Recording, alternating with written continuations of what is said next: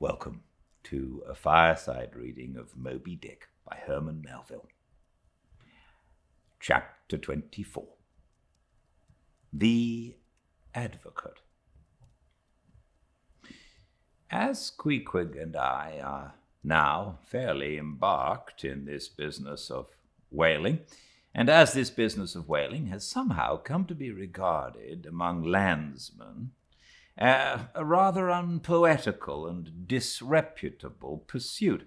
Therefore, I am all anxiety to convince ye landsmen, of the injustice hereby done to us hunters of whales. In the first place, it may be deemed almost superfluous to establish the fact that among people at large, the business of whaling is not accounted on a level with what are called the liberal professions. If a stranger were introduced into any miscellaneous metropolitan society, it would but slightly advance the general opinion of his merits were he presented to the company as a harpooner, say. And if in emulation of the naval officers he should append the initials SWF, sperm whale fishery, to his visiting card, such a procedure would be deemed preeminently presuming and ridiculous. Doubtless, one leading reason why the world declines honoring us whalemen is this. They think that, at best, our vocation amounts to a butchering sort of business, and that when actively engaged therein, we are surrounded by all manner of defilements. Butchers we are, that is true. But butchers also, and butchers of the bloodiest badge, have been all martial commanders whom the world invariably delights to honor. And as for the matter of the alleged uncleanliness of our business, ye shall soon be initiated into certain facts hitherto pretty generally unknown, and which, upon the whole, will triumphantly plant the sperm whale ship at least among the cleanliest things of this tidy earth.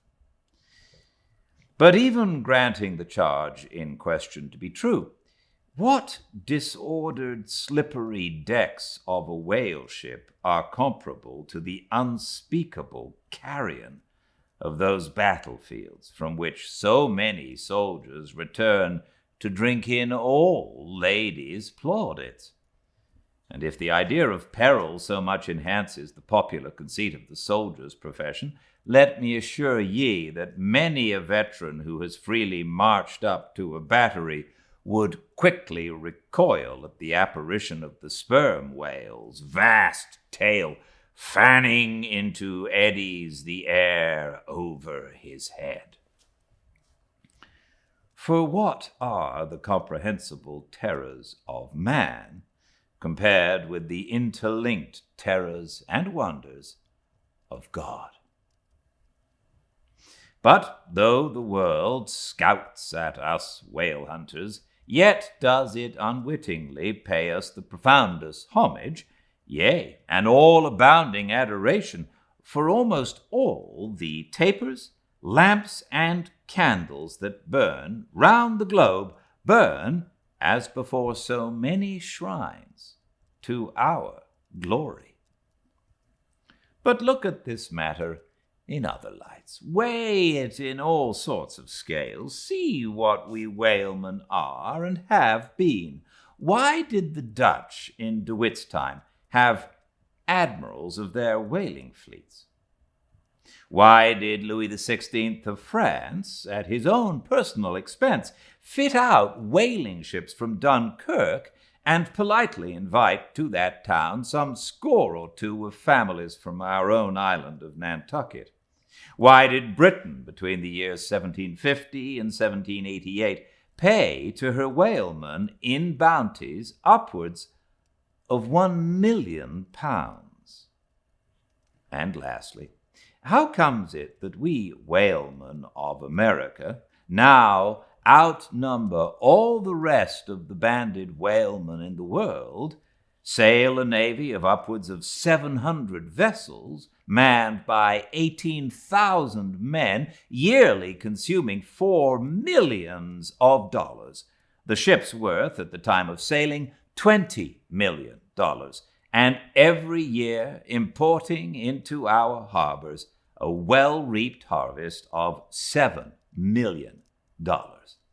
How comes all this, if there be not something puissant in whaling? But this is not the half. Look again. I freely assert that the cosmopolite philosopher cannot, for his life, point out one single peaceful influence which within the last 60 years has operated more potentially upon the whole broad world taken in one aggregate than the high and mighty business of whaling. One way and another it has begotten events so remarkable in themselves and so continuously momentous in their sequential issues that whaling may be regarded as that Egyptian mother who bore offspring themselves pregnant from her womb. It would be a hopeless, endless task to catalogue all these things. Let a handful suffice. For many years past, the whale ship has been the pioneer in ferreting out the remotest and least known parts of the earth. She has explored seas and archipelagos which had no chart, where no Cook or Vancouver had ever sailed.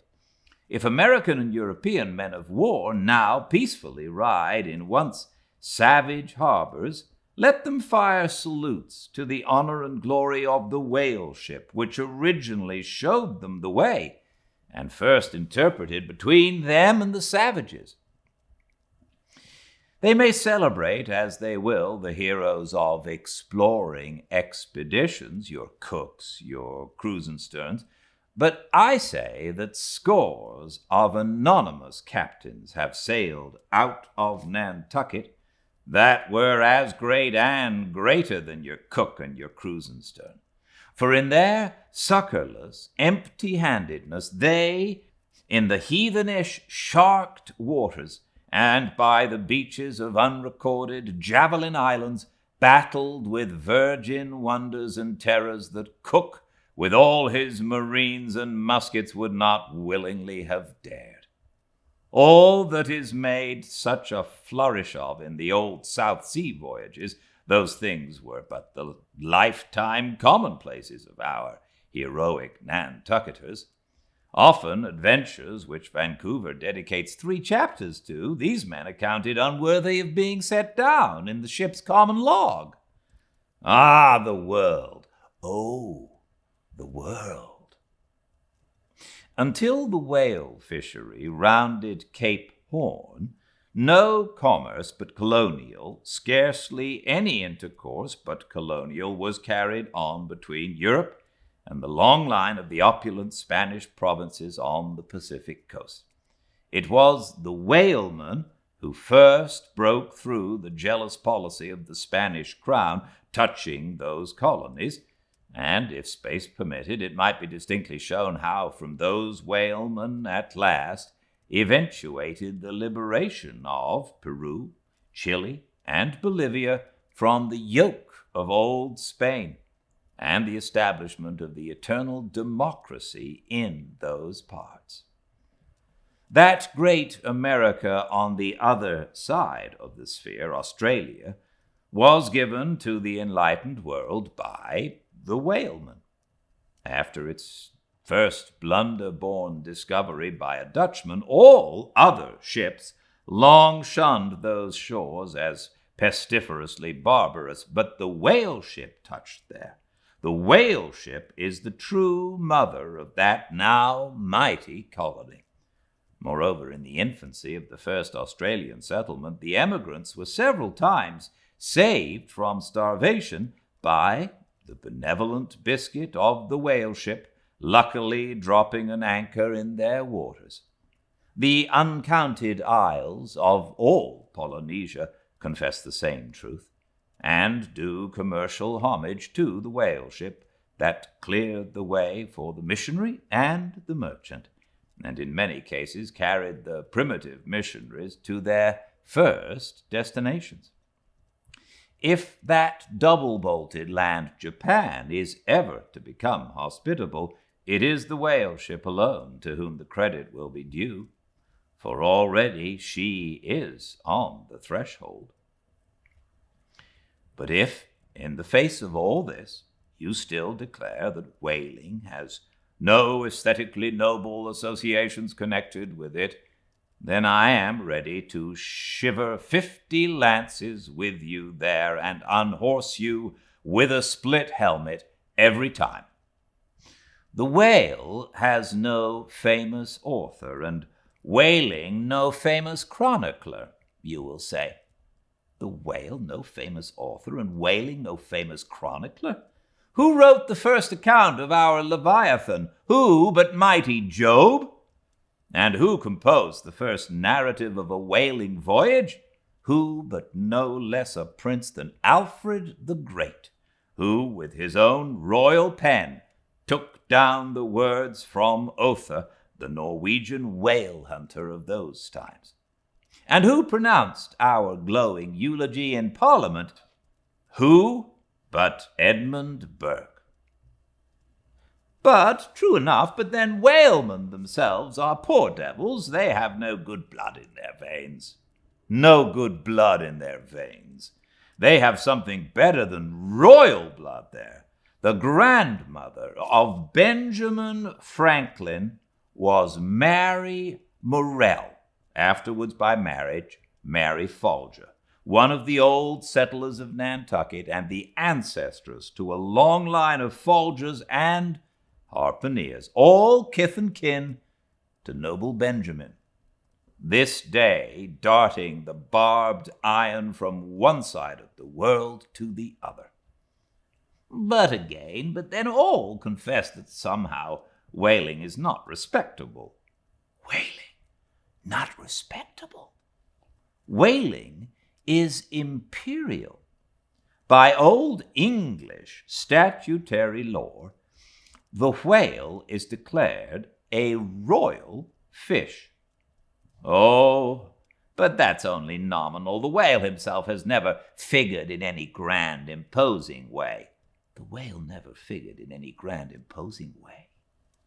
In one of the mighty triumphs given to a Roman general upon his entering the world's capital, the bones of a whale, brought all the way from the Syrian coast, were the most conspicuous object in the symboled procession. Grant it, since you cite it, but say what you will, there is no real dignity in whaling. No real dignity in whaling. The dignity of our calling, the very heavens attest. Cetus is a constellation in the south. No more drive down your hat in presence of the Tsar and take it off to Queequeg. No more. I know a man that in his lifetime has taken 350 whales. I account that man more honorable than that great captain of antiquity who boasted of taking as many walled towns. And as for me, if by any possibility there be any as yet undiscovered prime thing in me, if I shall ever deserve any real repute in that small but high-hushed world, which I might not be unreasonably ambitious of, if hereafter I shall do anything that upon the whole a man might rather have done than to have left undone,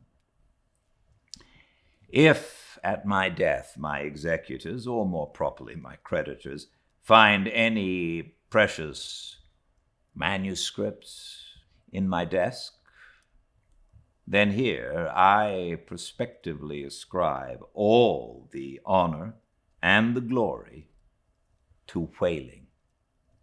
For a whale ship was my Yale College and my Harvard. Chapter 25, Postscript.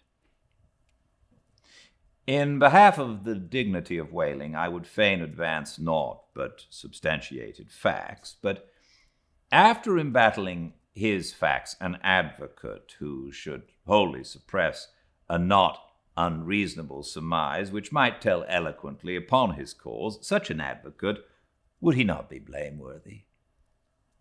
It is well known that at the coronation of kings and queens, even modern ones, a certain curious process of seasoning them for their functions is gone through. There is a salt cellar of state, so-called, and there may be a caster of state. How they use the salt precisely, who knows?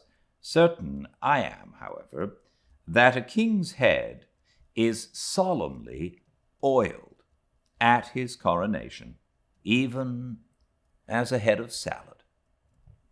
Can it be, though, that they anoint it with a view of making its interior run well as they anoint machinery? Much might be ruminated here concerning the essential dignity of this regal process, because in common life we esteem but meanly and contemptibly a fellow who anoints his hair and palpably smells of that anointing. In truth, a mature man who uses hair oil, unless medicinally, that man has probably got a quaggy spot in him somewhere. As a general rule, he can't amount to much in his totality. But the only thing to be considered here is this: what kind of oil is used at coronations?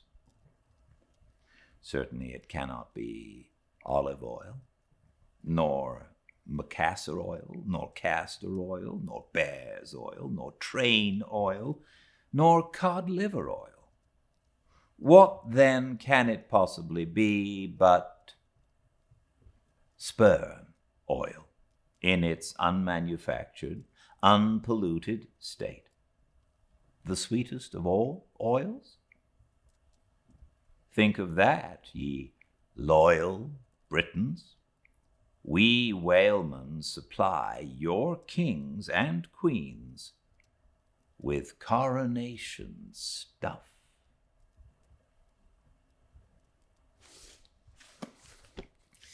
Thanks so much for joining me, and I look forward to seeing you tomorrow, same time and place, 5 Pacific, at Fireside Reading, for the next chapter or two of Moby Dick.